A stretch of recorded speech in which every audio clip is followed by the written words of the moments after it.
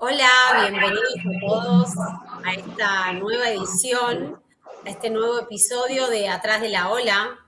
Un episodio interesante, distinto, diferente, controversial también, que va a traer muchas opiniones distintas. Hoy vamos a charlar con Mon desde España, haciendo así una charla en distintos horarios. Vamos a Ujú. charlar acerca de sexualidad, acerca de discapacidad, de necesidades distintas, especiales, de asistencia y de su diferenciación con la caridad, ¿no? Con la solidaridad. Así que bienvenida, Mon. Muchas gracias por estar ahí, por prestarnos tu tiempo y tu saber. Y A lo ti por primero que te voy a invitarme. preguntar es, ¿cuál fue tu ola? ¿Cuál fue mi? Tu ola, ¿cuál fue tu ola, Mon? Esa Mi ola que ola. te hizo moverte, esa ola que te hizo sacudirte, que no sabías para dónde ir. Ujú. Pues mira, en la universidad, cuando estaba estudiando la carrera de pedagogía, hubo una clase que en general no se mencionaba mucho todo el tema de la diversidad funcional, la discapacidad y menos la sexualidad.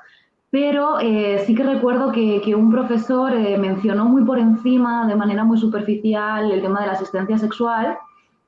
Y no sé, me trajo como muchísima curiosidad, lo mencionó como muy de pasada, apenas lo explicó y recuerdo que cuando llegué a casa lo primero que hice fue como navegar, ¿no? Buscar por internet qué era esto de la asistencia sexual como para recabar más información y en ese momento me encontré con la página web de asistenciasexual.org que bueno, la lleva Antonio Centeno, que es una persona también con diversidad funcional y que hace unos años cuando tuvo un accidente y bueno, creció y empezó a notar su sexualidad que iba cambiando y que necesitaba ciertos apoyos, fue cuando empezaron a crear él y junto a otras personas, que en ese momento estaba también Silvina Peirano, por ejemplo, en Argentina, y crearon el grupo de Sex Assistant.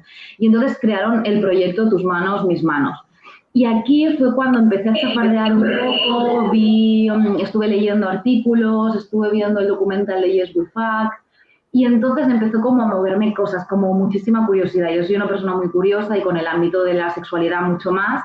Y en ese momento pues empecé a investigar, conocí como la teoría, pero no me quise quedar como a medias, a mitad de camino, y entonces fue cuando generé un perfil en la página web que te he comentado y a partir de ahí, pues bueno, me abrí un perfil que es de manera autogestionada la página web y sin ninguna pretensión, porque realmente pensé que igual nadie me iba a escribir y que se iba a quedar un poco ahí en el aire.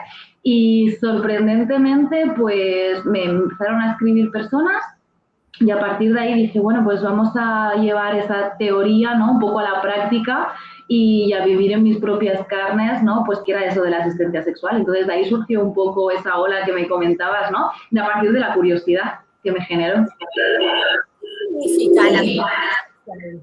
¿Qué es? Pues para mí la asistencia sexual es un acompañamiento sexual para personas con diversidad funcional, normalmente de carácter físico, y que normalmente no tienen acceso a su propio cuerpo de manera autónoma y requieren de otros apoyos. Pues en este caso es un apoyo, es un recurso humano, ¿no? Que apoya justamente al acceso al propio cuerpo, a la propia autoerótica, a poder llegar a zonas, ¿no? Donde quizás la autonomía, la movilidad no lo permite a la misma persona cuando acompaño a personas de manera individual, pero muchas veces también la asistencia sexual es para parejas o para personas que quieran tener un encuentro erótico y que las personas que intervengan, ¿no? Pues no tengan la movilidad suficiente para llevarlo a cabo. Entonces ahí también aparece la asistencia sexual como para dar ese apoyo y que pues cuerpos diversos, ¿no? Puedan gozar de su placer y de ese encuentro erótico como cualquier otra persona. ¿Y hay protocolos para la asistencia sexual? Mira, como la asistencia sexual está en un limbo jurídico, ¿no? En el que no está legalizado, en España se entiende de una manera la asistencia sexual, pero si indagas un poquito más en Europa, cuando aparece este concepto, es, cuando yo he investigado un poco, es más prostitución especializada a personas con discapacidad, que no tanto la asistencia sexual como la que te he explicado yo, ¿no? Como un acompañamiento a la propia masturbación y al acceso al propio cuerpo. Entonces, no hay unos protocolos como tal. Sí que es verdad que la página de asistencia sexual que te he comentado antes, ahí sí que hemos intentado reunir, ¿no? Algunas normas para diferenciar qué es asistencia sexual, por ejemplo, las funciones, el rol que ejerce la persona y diferenciarlo de otro tipo de acompañamientos, como sería pues, el subrogate, ¿no? O sería, por ejemplo, pues, la prostitución o el acompañamiento íntimo y erótico, que también aquí hay como un movimiento en España a nivel un poco más tántrico y demás. Entonces ahí sí que hemos hecho un poco el protocolo. Y a partir también de la formación que damos mi compañera Alexa Castillo y yo de diversidades de asistencia sexual, aquí también intentamos explicar un poco 4 normas básicas de cómo relacionarnos, de cómo tratar, de sobre todo también la responsabilidad que tenemos, ¿no? A la hora de pues, realizar una asistencia y de poder hacerla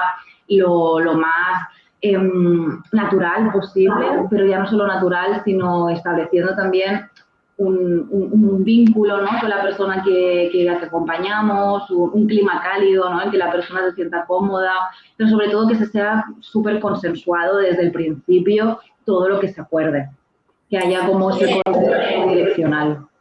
Es decir, ¿qué pasa cuando la persona tiene una discapacidad no te pide la asistencia sexual, sino que es un curador o un padre o un hermano que pide la asistencia sexual para su pariente, su amigo? ¿Qué pasa ahí? Pues muchas veces es la propia persona quien solicita el acompañamiento. Normalmente cuando me lo ha solicitado un profesional o un familiar, normalmente ha sido porque la persona tiene discapacidad intelectual. Cuando es discapacidad física, la propia persona es la que lo solicita, con la que conversamos y demás. Pero sí que es verdad que cuando hay esa discapacidad intelectual no suele ser la misma persona, sino que intervienen esos agentes un poco externos.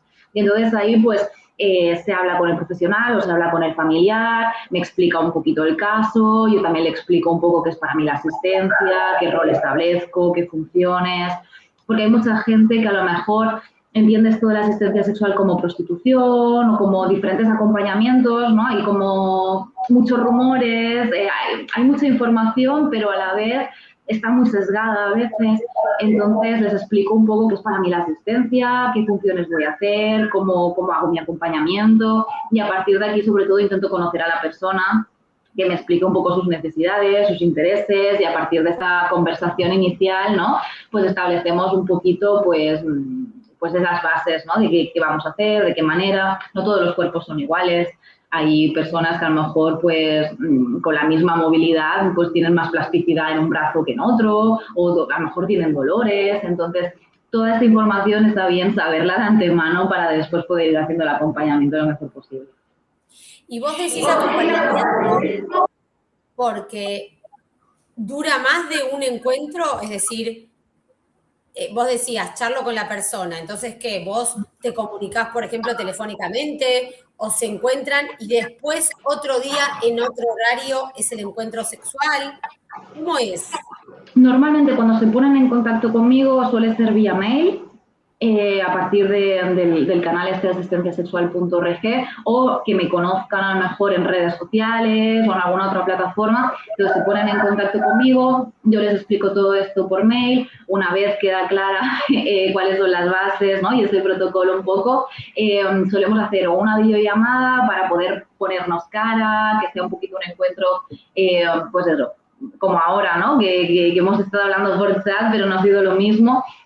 Y luego ya el día del encuentro, yo al menos la primera vez sí que les digo de quedar media horita antes, ir a tomar un café, de esta manera también poder charlar, que no sea solo en la casa o en el hotel ya directamente hacia el encuentro, sino que previamente podamos pues tener un poco ese tú a tú, ¿no? Esa cara a cara para también charlar, a veces del tiempo, porque muchas veces pues están nerviosos o nerviosas y es su primer acompañamiento, entonces necesitan como de, bueno, de ese otro espacio igual un poco más neutro para acabar de conocernos y después realizar el acompañamiento. A veces son acompañamientos puntuales y otras veces están más espaciados en el tiempo y la persona repite y se continúa, dependiendo sobre todo de su poder adquisitivo, de si económicamente pueden permitírselo, porque hay gente que a lo mejor dice, no, si es que me encantaría tener una asistencia sexual para acceder a mi cuerpo o para acceder a tener un encuentro erótico, por ejemplo, con mi pareja, y me encantaría a lo mejor que fuera pues una vez a la semana o 2 veces a la semana, pero igual por temas económicos pues, se pueden permitir igual una vez al mes. O sea que el tema de la clase social y el tema económico también influye bastante. Entonces, ¿qué hizo una diferencia en relación a la prostitución, que es un encuentro sexual donde hay un intercambio económico y un intercambio sexual, obviamente, y ya está? Acá hay, como vos decías, conocer a la persona, qué le gusta, dónde quiere explorar su sexualidad, ¿no? Si son dos personas, es decir, si son una pareja también. ¿Y cómo fue tu primer encuentro con una persona o con una pareja? ¿Qué edad Pues tenías? ¿Cómo fue cuando te convocaron? Pues mira, la primera vez era con un hombre, creo que tendría unos 50 y pico de años. Yo iba muy, muy nerviosa porque, claro, era la primera vez, no sabía qué me iba a encontrar. Por mucho que hubiera leído acerca del tema, una cosa es lo que lees, ¿no? Y la teoría, y otra cosa después la realidad y la experiencia que la vas viviendo, ¿no? Y la persona con la que te encuentres, y hay ese feeling, ¿no? Si nos caemos bien, si hay buena onda. Y la verdad es que no podía haber sido otra persona mejor. Me hizo sentir muy cómoda. Para esa persona también era su primera vez con un acompañamiento así que realmente yo iba un poco siendo en mi cabeza la protagonista de uy, qué nerviosa estoy, uy, qué miedo tengo, porque en el fondo, aunque no tiene nada que ver con la prostitución, pero cuando se habla de trabajo sexual, hay un montón de historias, ¿no? Que a lo mejor vemos en la televisión, no hemos escuchado, y pues yo me proyectaba como, no sé, qué historias no tenía en la cabeza, pero que me podía encontrar en alguna situación, no de peligro, pero igual incómoda. Y la verdad es que para nada eso. Yo iba con mis miedos, pero no me di cuenta de que la otra persona también iba con sus miedos, con sus propios nervios. Entonces ahí hicimos como un buen match. Esa primera conversación y ese primer café ayudó muchísimo. Entonces ahí me di cuenta de que era interesante poder hacer esa previa de esa media horita antes. Entonces a partir de ahí lo continué. Porque ya te digo, yo fui aprendiendo un poco a través de la práctica y de las vivencias que iba teniendo. Y la verdad es que fue muy buena experiencia, de hecho por eso continué haciéndolo. Yo creo que a lo mejor si me hubiese sentido incómoda, si hubiese habido una situación extraña, igual hubiese dicho, pues mira, la primera y la última. Pero la verdad es que no fue así y que justamente también con el resto de personas que he ido acompañando he vivido situaciones, la verdad, muy cómodas, muy profesionales, muy agradables, me he encontrado gente súper bonita. Sí que es verdad que a lo mejor he encontrado también otra gente que igual que es un poco más distante, que es como, bueno, yo no quiero hablar tanto, no quiero tener tantas conversaciones, ni que me conozcas, ni que yo conocerte a ti. Un poco más como cuando vas al fisio, ¿no? y te hacen el masaje y ya está, que me parece también súper lícito. Pero bueno, me encontré muy cómoda y como la primera vez fue bien, pues de ahí empecé un poco la rueda y continué. Y la mirada ajena y social, ¿no? De amigos, parientes. ¿De qué trabajás? Te pregunta la abuela. ¿Y vos qué decís? Pues mira, no es mi trabajo principal. Entonces, es como un trabajo aparte que tengo. Yo trabajo de formadora, doy clases con adultos y demás. Aparte, empecé a estudiar sexología a raíz de la asistencia sexual para comprender un poquito más toda la parte de sexualidad que igual me faltaba.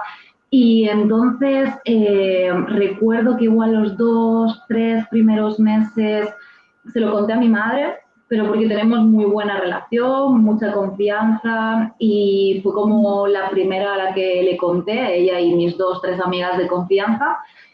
Y como vi que realmente de entrada había mucha curiosidad, ¿no? A ver, ¿qué es esto? ¿Qué vas a hacer? Una vez se lo expliqué, no noté como el estigma del trabajo sexual, ese estigma puta que muchas veces en otro tipo de acompañamientos sexuales pues te toca, ¿no? Y lo vives. En este caso, como se trataba de personas con discapacidad, que yo no me desnudaba, que no accedían a mi cuerpo, ¿no? Que yo simplemente realizaba un acompañamiento a la masturbación. Hubo, creo que, más apertura, como que fue más flexible y lo entendieron mejor. Creo que a lo mejor les hubiera hecho... Dime. Específicamente, vos no tenés relaciones sexuales. No, en la asistencia sexual yo no me desnudo, no hay coito, no hay penetración vaginal ni anal, no hay sexo oral. Lo único que hago es, con mis manos, acompaño a la otra persona, si con sus propias manos puede acceder, porque hay personas que igual tienen cierta movilidad en los brazos, pero igual no tienen la plasticidad suficiente como para llegar a según qué zonas, entonces yo les cojo el brazo y les acompaño. Y cuando ya no hay ni siquiera esta movilidad, entonces sí que son mis manos las que masturban. Pero no hay otras prácticas sexuales que pues, en otras actividades, en otros tipos de acompañamientos sexuales existen. Entonces yo creo que esto hizo como que lo entendieran un poquito más. Y sobre todo fue porque yo no quería vivir como una doble vida. No quería como, ¿y dónde vas ahora? No, pues inventarme cosas, ¿no? Pues mira, voy a hacer un acompañamiento, voy a ir a trabajar en esto. Entonces al principio sí que se lo conté igual a esas personas de confianza que yo creía que me iban a apoyar o que no me iban a mirar con malos ojos y demás. Y como vi que su reacción fue bastante positiva, fui ampliando este círculo y pues lo fui contando pues al resto de amistades, cuando surgía, o al resto de familiares, incluso cuando ahora me has dicho mi abuela no lo entendió mucho al principio, pero también se lo llegué a contar y bien. Y después, claro, también publiqué el primer libro que hablo de asistencia sexual. Entonces, ahí ya no tenía otra opción porque aparte del libro, pues salieron entrevistas, en medios de comunicación, en prensa, en televisión. Entonces pensé, mira, tengo que contarlo porque en algún momento si no se van a enterar y prefiero que se enteren por mí que no igual por los medios o por cualquier otro canal. Y la verdad es que no, tanto por mi pareja como por mis amistades, mis vínculos más familiares y demás, no he tenido rechazo, la verdad, he tenido suerte ahí. Cuando te contacta el familiar de esa persona que tiene, por ejemplo, una discapacidad intelectual y tratar de guardar su privacidad, ¿no? Que uno no cuente, bueno, ya terminamos, bueno, salió todo bien, bueno, ¿no? ¿En qué momento está ese momento íntimo donde el otro puede estar seguro de que el espacio queda ahí? Yo normalmente intento dar la información justa como para que la otra persona sepa que ha ido bien, que se ha sentido cómoda o cómodo, que no sé, que ha ido como sucediendo todo sin ningún problema, digamos. Pero tampoco doy información muy detallada porque creo que no la necesita realmente. Sobre todo me ha pasado con profesionales, cuando alguna vez desde las residencias, ¿no? Instituciones donde viven allí estas personas, algún psicólogo, psicóloga o trabajador social o así se ha puesto en contacto conmigo para que acompañe a una persona en concreto. Aquí sí que normalmente cuando voy a una residencia el primer paso que doy, ya tengo una reunión normalmente con 4, 5, 6 profesionales, ¿no? Y por una parte, me parece súper interesante que estemos llegando a este punto y que se impliquen, ¿no? Los profesionales que trabajan con personas con discapacidad y tengan esa mente abierta, que no pasa en todas las residencias. O sea, yo he asistido en 3, 4 en estos 4 años, o sea que no son tantas. Pero bueno, esta apertura, pero sí que es verdad que igual tener esa primera entrada con 5 profesionales, igual prefiero conocer primero a la persona y que me explique y que me cuente y ya luego conocer a los profesionales y que me expliquen su parte y que cosas que yo necesite saber en concreto para trabajar con esa persona. pero sí que normalmente he visto más como esas ganas de conocer o de saber más o de más detalles de parte de los profesionales. Y he intentado eso, respetar mucho la intimidad de la persona a la que acompaño. Claro, claro que sí. ¿Y te ha pasado alguna vez que alguna persona, ¿cómo se llama? ¿Cliente, paciente? Yo normalmente, yo lo llamo como acompañamiento, persona que acompaño. O sea, acompaño, sí. Es que lo de cliente, bueno, no sé, me hace un poco de ruido a mí, pero a mí. O sea, igual hay otras personas asistentes sexuales que le llaman cliente o le llaman paciente. Yo paciente no lo llamo porque sí que es verdad que desde la asistencia sexual queremos como alejarnos un poco de esa parte igual más médica, rehabilitadora, terapéutica, que a veces asocia discapacidad con problema. Nosotros no lo vemos un problema, la falta de acceso, sino algo a lo que hay que apoyar. Entonces, de ahí se crea la asistencia. Entonces, lo de paciente tampoco me acaba de cuadrar. Entonces, persona a la que acompaño. Ok. Que se haya enamorado, que haya querido avanzar un poco más y que vos tengas que poner el límite explicándole que este es tu rol y esto es lo que vinimos a hacer, a que yo te pueda seguir, que te pueda enseñar, te pueda ayudar. Esto me ha pasado, sí, porque a veces es inevitable, es decir, es como cuando tienes una relación pues con la panadera y vas cada día a comprar el pan y de pronto hay una atracción y hay un no sé qué y te empieza a gustar. Pues pasa lo mismo y más en este caso en el que accedes a una parte muy privada, muy íntima de la persona y si en algún momento se vuelve algo periódico, pues a veces sí que pueden surgir o atracción o sentimientos, pero sobre todo cuando me ha pasado, bueno, pues hablarlo, ¿sí? Pero sobre todo me ha pasado con personas con discapacidad intelectual. Entonces, aquí sí que he tenido que poner los límites muy claros, irme repitiendo mucho, porque de pronto a lo mejor pasa el acompañamiento y, bueno, eres mi novia, ¿no? ¿Y cuándo nos vemos? ¿Y cuándo no sé qué?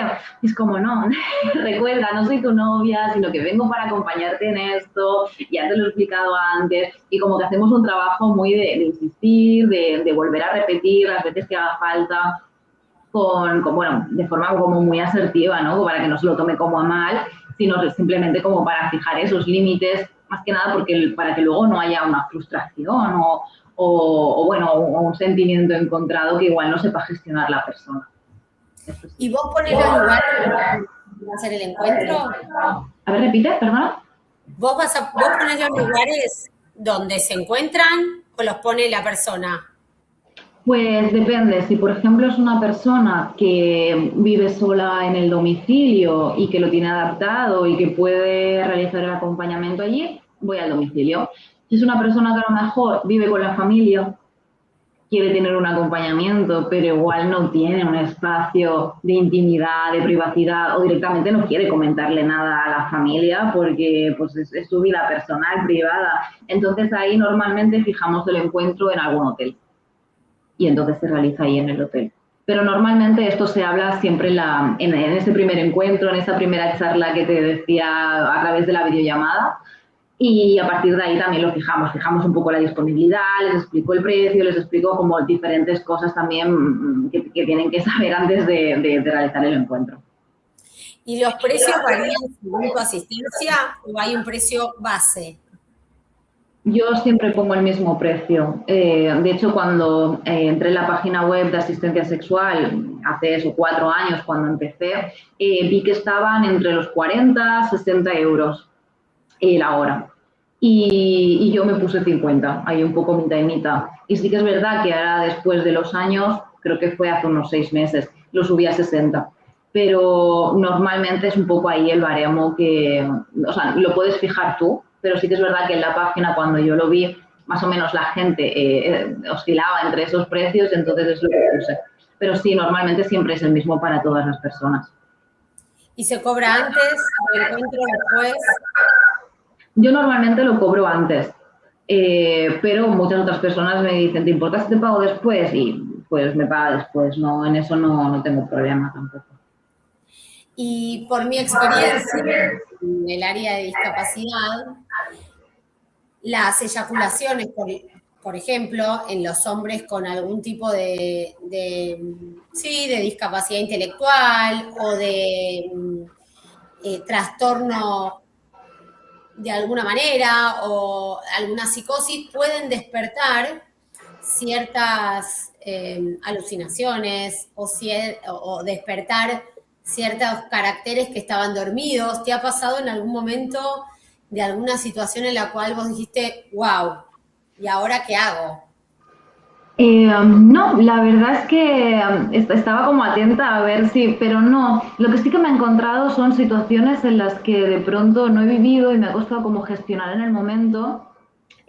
Recordando también una persona que acompañé con discapacidad intelectual, fue su primer acompañamiento, era una persona con pene y no había tenido tampoco ningún encuentro con ninguna mujer.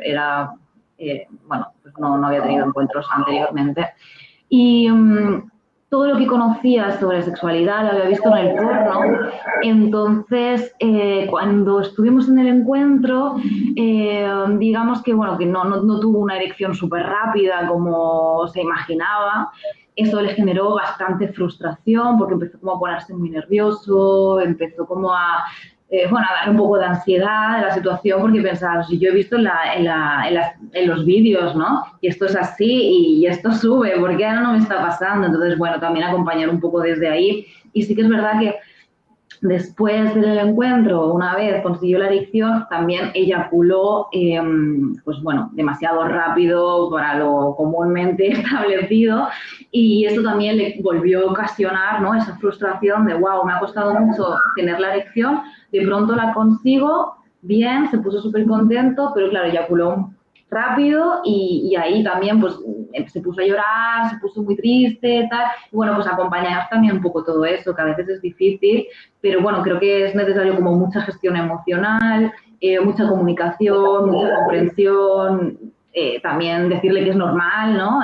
Verlo como eso con naturalidad, explicarle que igual lo que ha visto en el porno no se asemeja tanto a la realidad, que ahí tiene cortes, hay parones, son escenas, ¿no? Son profesionales entrenados y que eso no es la realidad, ¿no? Que es la ficción.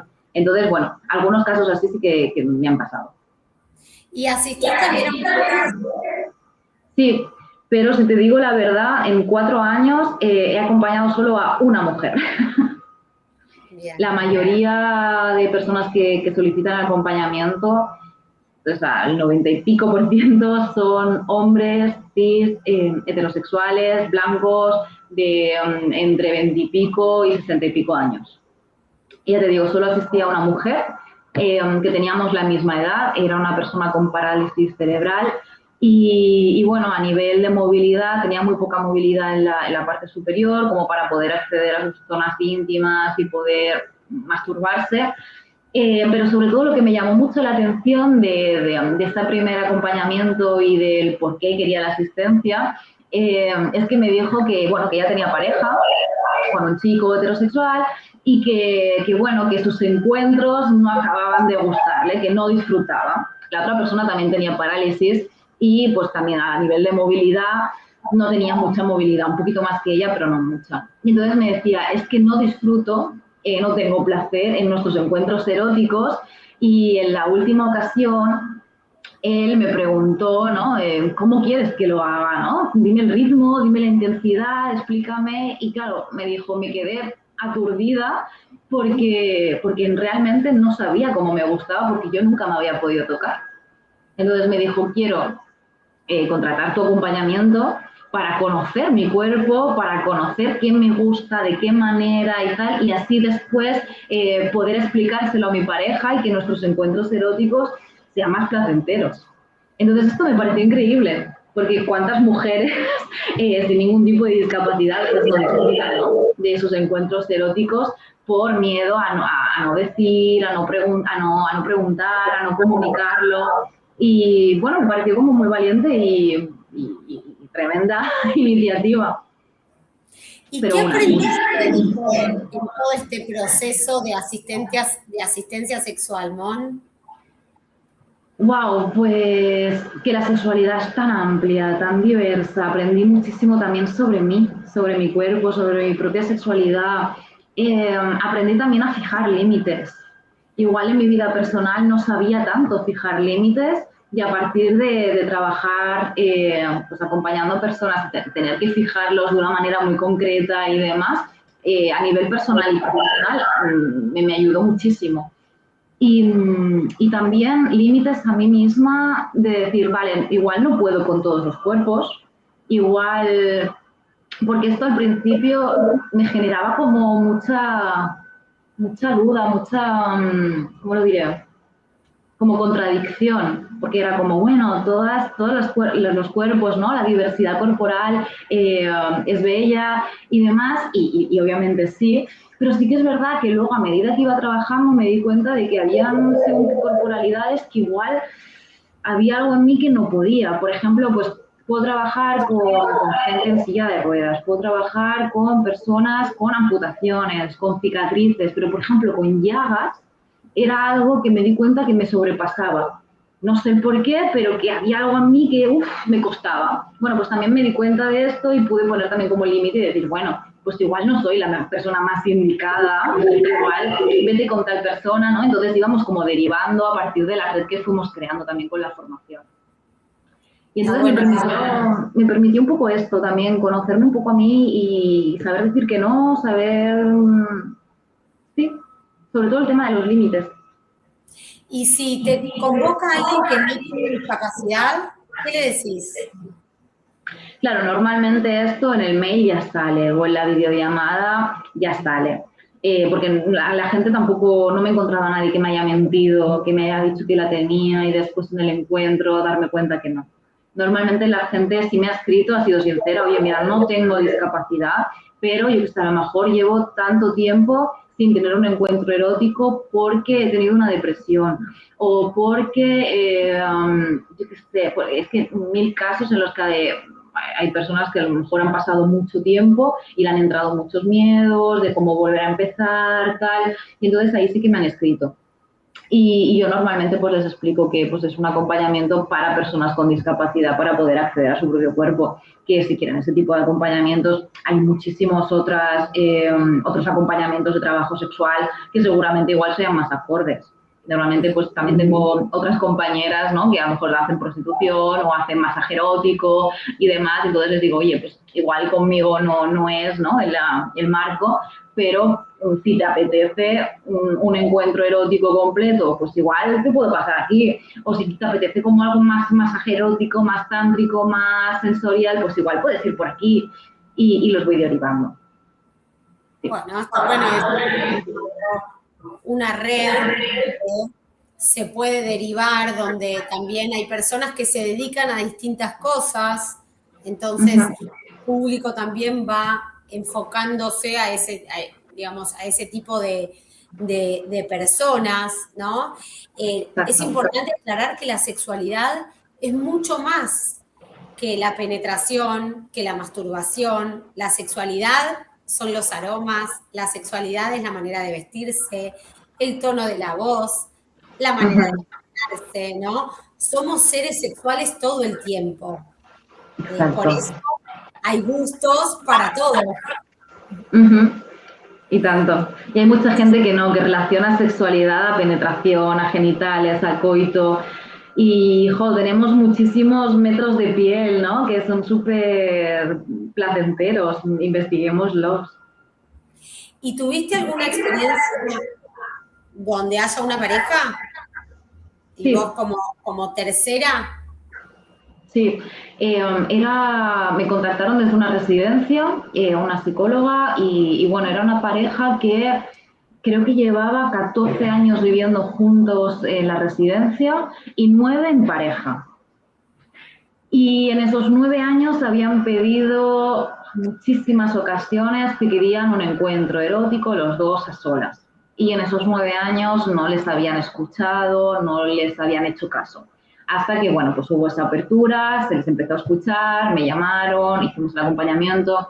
Sí que es verdad que fue un acompañamiento un poco complicado porque la residencia al principio sí que tuvo esa apertura de decir, vale, vayamos a hacer una asistencia sexual, pero fue como, pero fuera, de puertas para adentro no, iros a un hotel.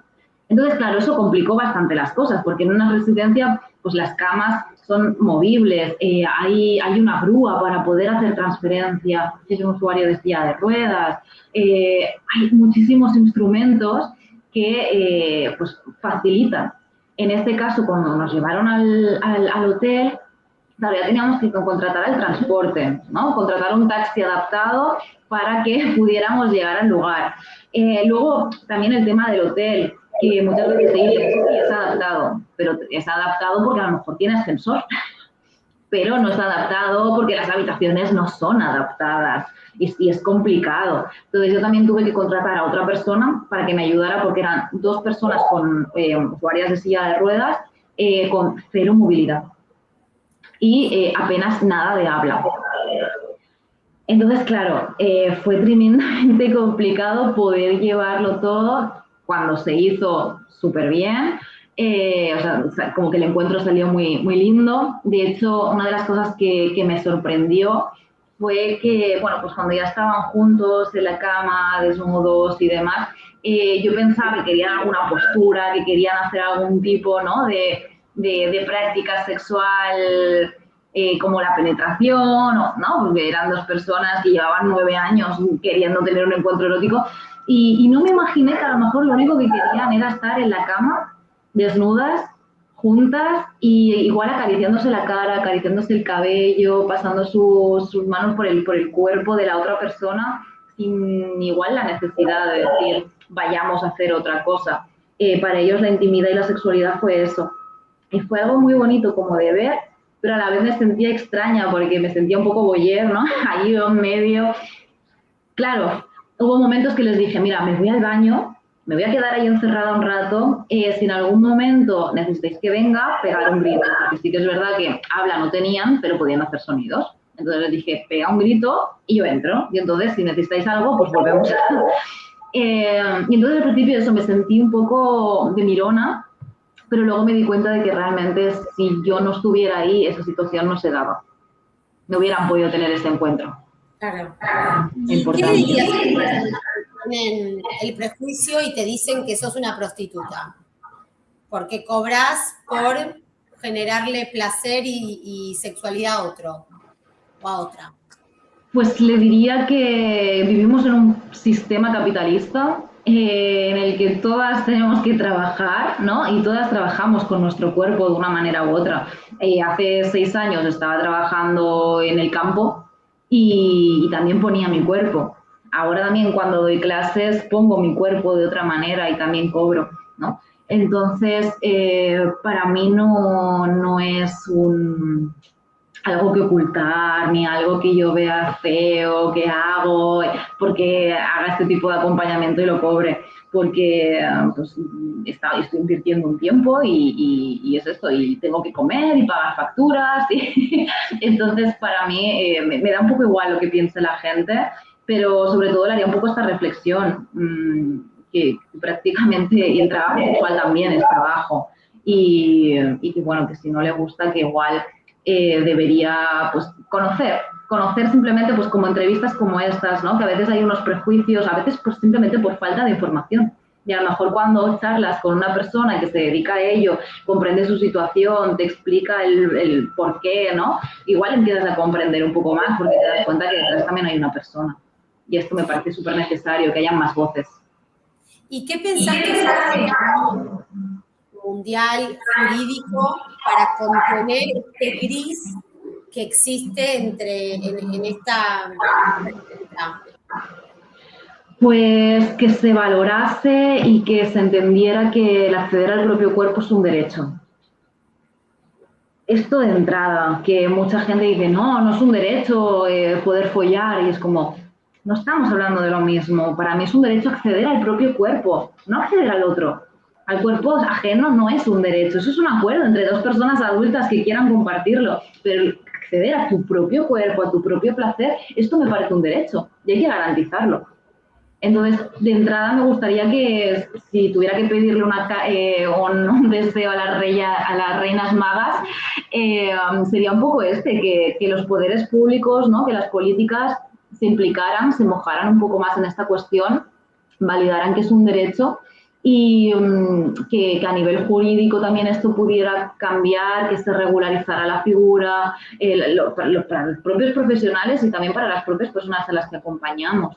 Y que una vez se regularizara la figura también sería mucho más fácil regularizar una formación que hubiera detrás, que respaldara el conocimiento, las habilidades de estas personas que trabajamos, ¿no? Y que pudiera estar un poco, no quiero decir controlado, porque tampoco me gusta la idea de que esté 100% controlado por el Estado, pero sí que al menos estuviera un poco más regularizado.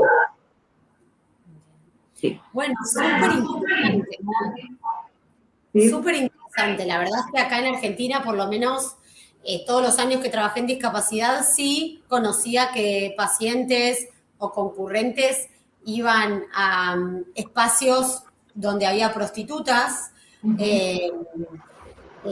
pero no la figura de asistencia sexual, ¿no? O con este marco que vos lo ponés, yo no me desnudo, no hay coito, no hay un vínculo donde el otro pueda tocarme a mí, sino más que nada es ayudarlo a o ayudarla a. Me parece que esa información es súper válida. La formación, esto que vos decís, ¿no? Entender lo que es el cuerpo, la corporalidad, las zonas erógenas, ¿no? Ampliarlo es súper importante. Te agradezco un montón por haber estado acá. Todos los que quieran contactarse con Mon, vamos a dejar ahí sus redes, que da formaciones, da cursos, el libro también.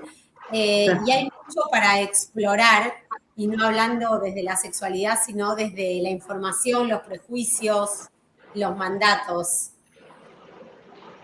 Solo quería añadir una cosita más, justamente hablando de la formación, ahora estamos acabando el proceso de inscripción para la séptima generación de formación de diversidades y asistencia sexual. Entonces, si hay alguna persona que esté interesada en indagar más en la figura, ya sea porque se quiera dedicar a ello, porque simplemente quiera conocer, porque en la formación hablamos de sexualidad, hablamos de discapacidad, hemos invitado también a personas colaboradoras súper interesantes, y no solo de España, sino también de México, y bueno, que es a nivel internacional, que es online y que el periodo de inscripción aún está disponible y hay plazas. Entonces, si alguien quiere, que contacte conmigo y le explico un poquito.